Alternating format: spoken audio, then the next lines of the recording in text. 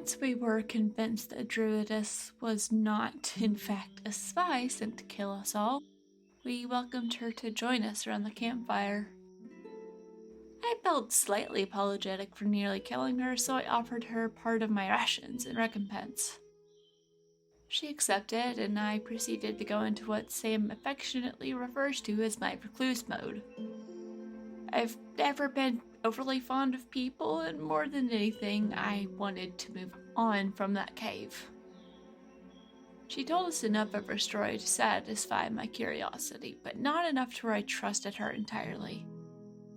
Then again, at that time, there was one person I trusted completely, and if anyone dared insinuate such a thing, I'd have gone for a gut punch before breaking their nose. I've never been much of a people person, if you can't tell. Even with the peace, I prefer to keep to myself as opposed to surrounding myself with the hustle and bustle. But here I am getting ahead of myself again. Once we settled in for the night, the druidess asked us what our plans were now that the war was to begin again. There were few options we could choose. We could join a settlement as it moved to their next location. There would be greater protection from creatures that roamed the woods, but it would also make us a bigger target for some of the more unscrupulous generals. We could cover more ground on our own, but we would need a destination. There were a handful of places that Sam and I knew of outside of the forest where others had gone to be free of the fighting. Some were mere rumors, but a few we had gathered enough information on to be certain they actually existed. Finding them would be tricky, but there would be others heading there as well we might run into. There was one in particular Sam was interested in finding one day. An underground city hidden deep within the desert, where all who sought refuge were welcome. It would be a very, very long trek, but Sam made a good argument for why we should go there. Because according to rumors, that's where most of the changelings went. James was quiet during his conversation, which was odd, but I chalked it up to the reality of the situation settling in over his shoulders. I don't think he had seen anything like that before. He struck me as someone who was rather sheltered for most of his life until the day came when the military noticed his ancestry and forced him to become a spy. Now he was getting a taste of what war really looked like. Whether he chose to stay with us or go running back home, I honestly didn't care as long as he didn't get in my way. If he turned on us, I'd make sure he lived to regret it. The druidess was also quiet, more intent on watching than contributing. She was a curious one, that's for sure. Full of secrets she had no intention of sharing, possibly ever. I couldn't blame her, but it certainly didn't help me trust her any more than I already did. I trusted her to not try and shank or rob me in my sleep, not that she could get away with it if she tried. There's safety in numbers, and sometimes you have to make friends with some strange individuals to survive this world. I didn't need to know everything about her in order to work alongside her. But then she asked a question. It was an innocent question, one that fit within the philosophy of our previous discussion, the one she interrupted. But something in how she asked it left me wondering if perhaps there was a motive behind that question. What would you give to bring an end to the war? What would you be willing to lose? What would you sacrifice? None of us knew how to answer that at first. We talked around it for a while, speaking mostly in hypotheticals until we were too tired to continue. Then one by one we drifted off. I took the first watch. Those words echoed in my head as I tried to decide what exactly I would give to see a world I could hardly comprehend. The question became so big it followed me into my dreams. We left that morning and went to the nearest settlement, only to find it half deserted. Word had begun to spread soon after the fighting started, and while the storm slowed them down, they were ready for something like this to happen.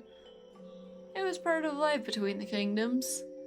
Make the most of peace and be ready to move should war come your way. Sam and I immediately started helping with the last pieces of preparation, arranging supplies and tearing down the last buildings. James helped too, while the druidess saw to the packaging of all their medical supplies. I found the work helpful to get my mind off of what was to come.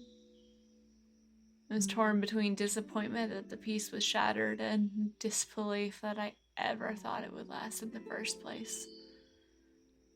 The two kingdoms would not stop until one was left standing. Damn the consequences. With their help, the rest of the settlement was packed up and ready to leave on their long journey before nightfall.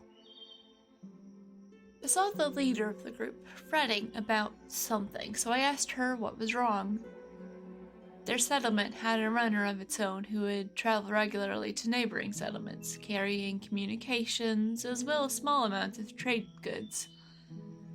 She expected him to be there by now, but sometimes his travel was slowed by military movements or detouring around obstacles. With the routes he would take and where he was coming from, it was entirely possible that he did not know what was going on. I offered to stay on the site until midday the following day to catch him and get him going in the right direction.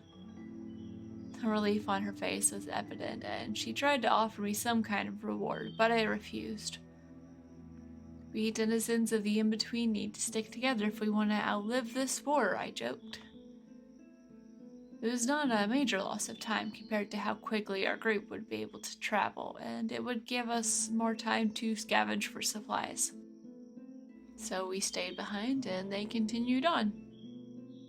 There's something surreal about combing through a space that once held so much life, now empty save the bits and pieces that were left behind.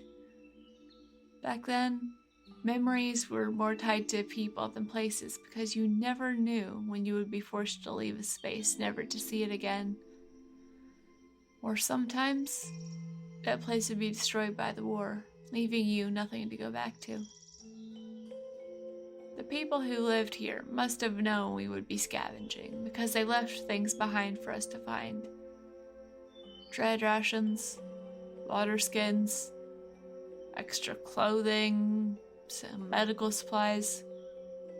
They even left us a tent. When I looked at all we had gathered and saw the tent, the generosity of it all slammed into me. While these may have been excess supplies to them, they would be invaluable to us in the coming months. Trade would be nearly impossible with everyone moving, and since we were not going to be traveling with any large groups, we needed all the help we could get. James and I set up the tent while the druidess collected some firewood and Sam went hunting. The druidess had already collected many plants and berries and other edible things to add to our growing stash of food. As we settled in for the night, I found it easier to forget about what was coming. Yes, the following weeks would be difficult, but for today, we were secure, well provisioned, and we had a plan for what we were going to do next. I could relax, if only for a while. The druidess asked why I was so willing to lose a day to help these people I hardly knew. In light of what was coming, it would have made more sense for us to keep on moving. She wanted to know why we agreed to stay and wait. I was caught off guard by this question, because she had not said a word while we were working, though she had her chances. So, I explained it to her. How we all had to stick together and take care of each other if we wanted to survive. It didn't matter if I got paid for my good deeds, because one day that person would pay it forward. Something good would come from my help, and at the very least, it helped one person. The world was too dark of a place for me to be selfish. I'm not sure what she was looking for with the question, but she seemed satisfied. The conversation shifted to survival tactics and how we would be proceeding in the following days. It was an otherwise uneventful night.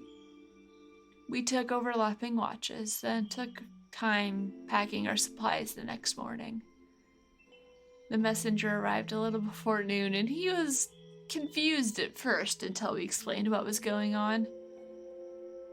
Then he thanked us and set off after the settlement, and we set off towards the desert. That is, until the druidess requested a detour. You have been listening to Ceasefire, the story of the end of a war that did not end the world. This story was written and produced by Brianna Jean as part of Pseudonym Social, a creative podcast network changing reality one story at a time. In this episode, you can hear the voice of Brianna Jean as Vivienne. You can support all of our productions over at patreon.com/pseudonymsocial. To get more information on this or any of our other shows, check out our website at pseudonymsocial.com.